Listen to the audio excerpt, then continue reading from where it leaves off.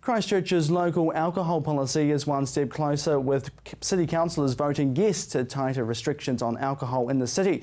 But will this curb alcohol-related violence for the better? Chelsea Daniels reports. Christchurch city councillors voted unanimously yesterday to proceed with the controversial local alcohol policy, aimed at tighter controls on alcohol consumption in Christchurch. The council has been working on tightening alcohol rules, looking at where and when alcohol can be sold. It'll also force most central city bars, pubs, clubs and licensed restaurants to close at 1 a.m, unless they are in specified central city zones, allowing them to open until 3. The proposal gives a little more leeway for nightclubs in the CBD, giving them until 4 a.m. to close their doors. Today we spoke to City Councillor Glenn Livingston about his views on the upcoming alcohol reform. I'm very much on the side of the fence of having a really good policy, so I supported it.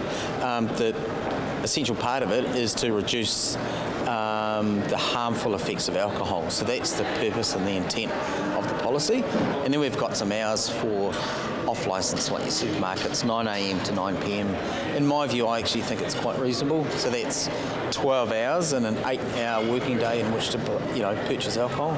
So I think that's quite good. Glenn says the hours of trade proposed are more than reasonable, and that everyone, including business owners, should strive for a better and safer Christchurch. My starting point in this is the well-being of the city and our youth.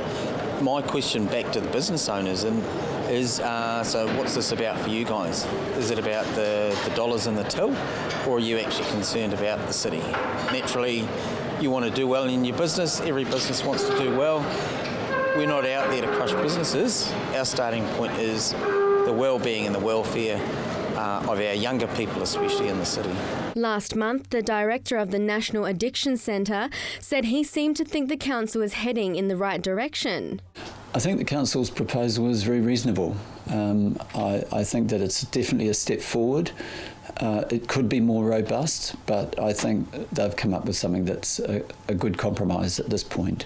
However, the Regional Manager of Hospitality New Zealand for Christchurch and South Canterbury, Amy McLennan-Minty, believes it won't make a considerable impact on alcohol-related violence. She says the reform is premature as the area being looked at in the CBD is still under construction. She also suggested that the new policy could lead to uncontrolled parties in the suburbs, as opposed to a more monitored venue like a bar or nightclub. But Selman disagrees. Personally, I'd like to see that the council follow through on this local alcohol policy.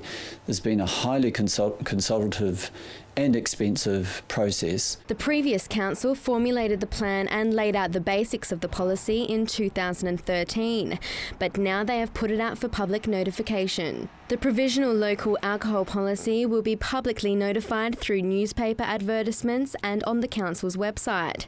People who have made submissions have 30 days to appeal, and once those appeals are resolved, the council can adopt its local alcohol policy after giving licensees just 3 months' notice. Chelsea Daniels, CTV News.